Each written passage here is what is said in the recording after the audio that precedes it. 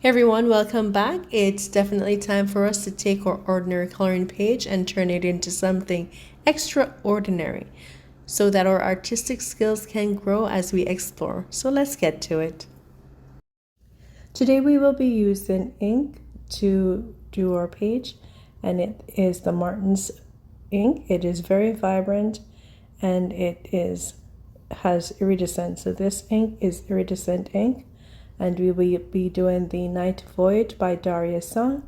And this page that I'm doing actually illuminates, brings out the light. So I'm working with the iridescent yellow and a little bit of silver, and I will be doing a vibrant pink.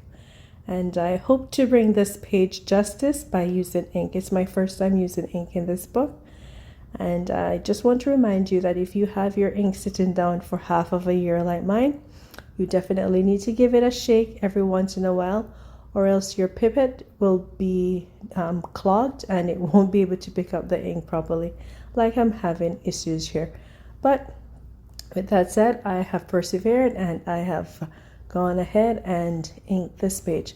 So I hope you enjoy, and this is my version of the Night Voyage. And this is the second page that I'm doing.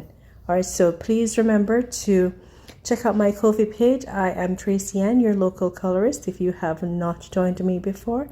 If you have, you know I work with gouache, ink, watercolor, castle, coloring pencil, and I've also used the Ugamic, and I do markers. So a whole lot of mediums that I work in, hoping to bring justice to the lovely art lines or art pages that authors have carefully illustrated. And I just enjoy coloring, and I wanted to bring some inspiration to yourself as well if you enjoy the same as myself, and just inspired all those young students too who are doing graphic designing as well as doing gaming and so forth, just to have some vision of what colors they can use, and just to bring out some inspiration in whatever area of art you are involved in. All right, so hope you enjoy this. Check out my Kofi page. Remember to subscribe and let us grow this channel as usual. And thank you to all my subscribers. Mwah, mwah, mwah. You are so loved. Thank you very much. See you in the next video.